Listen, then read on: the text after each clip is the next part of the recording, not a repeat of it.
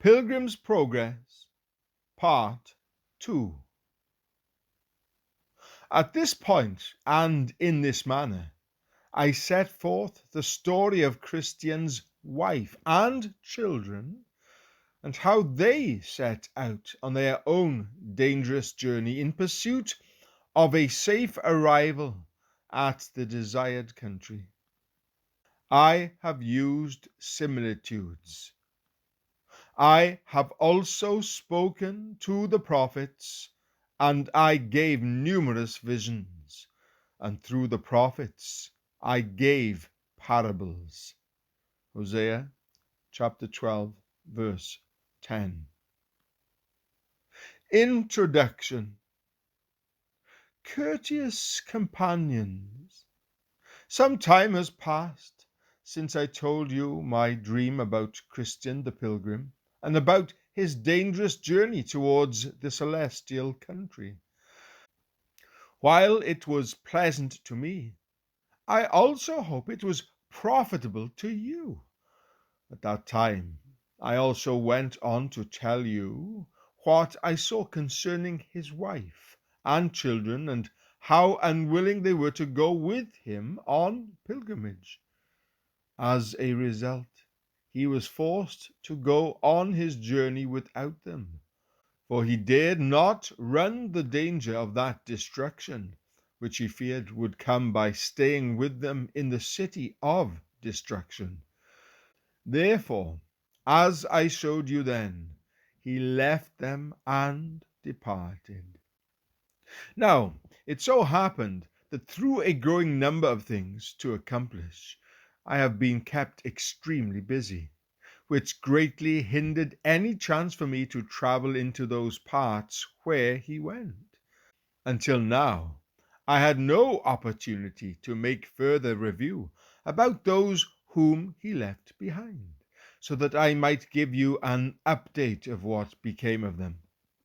However, recently I had some concerns, and so I went down again toward the city. Now I took up lodging in the woods about a mile from that place, and as I slept, I dreamed again. In my dream, an aged gentleman came by where I lay, and because he planned to go part of the way I was traveling, it seemed to me that I got up and went with him. So, as travelers usually do, we walked and fell into a conversation. Our talk happened to center on Christian and his travels, and this is how I began the discussion with the old man, Mr. Sagacity. "Sir," I said, "what town is that there below, that lies on the left hand of our way?" Mr. Sagacity said, "It is the city of destruction, a populous place, but possessed with a very ill-conditioned and idle sort of people." "I thought it was," I said. "I went once through that town myself, and therefore what you say is true." "Too true." Mr. Sagacity shook his head. "I wish I could continue to speak the truth and have better things to say about those who live there." "Well, sir," I said, "I can see that you are a well-meaning man, and that you are one who takes pleasure in hearing and telling about that which is good. Please tell me, did you ever hear what happened some time ago to a man from this town whose name was Christian?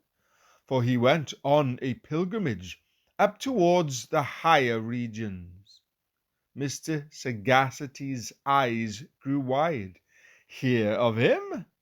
Yes, I certainly did. I also heard of the disturbances, troubles, wars, captivities, cries, groans, frights, and fears with which he met and experienced on his journey.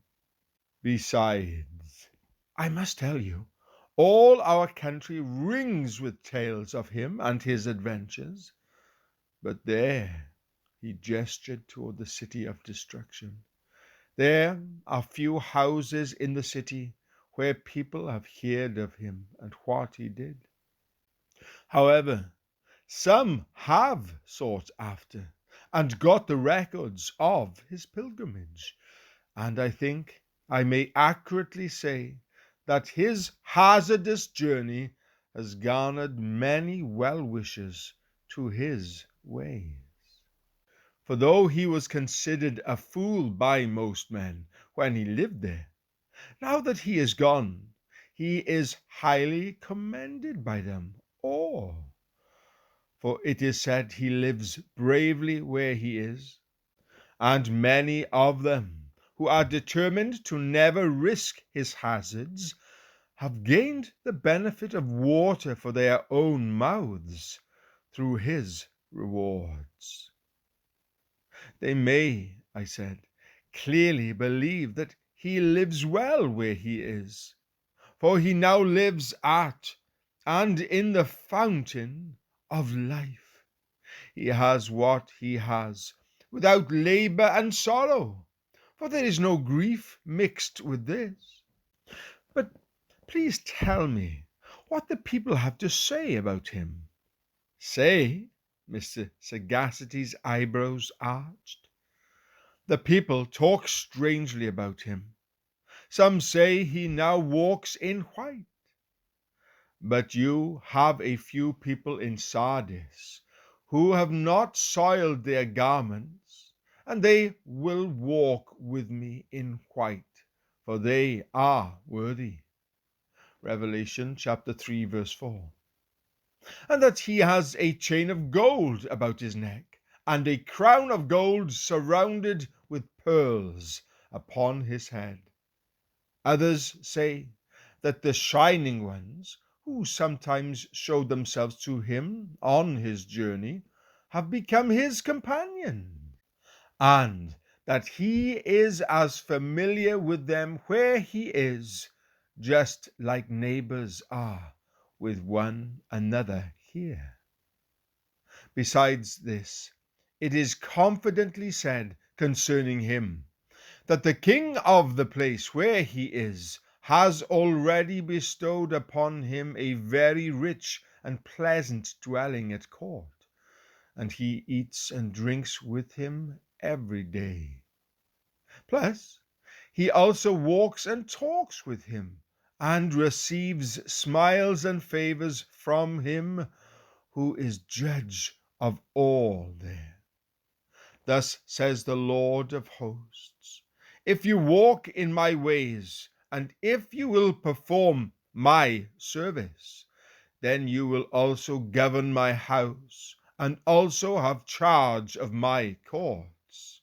And I will grant you free access among these who are standing here. Zechariah chapter 3, verse 7.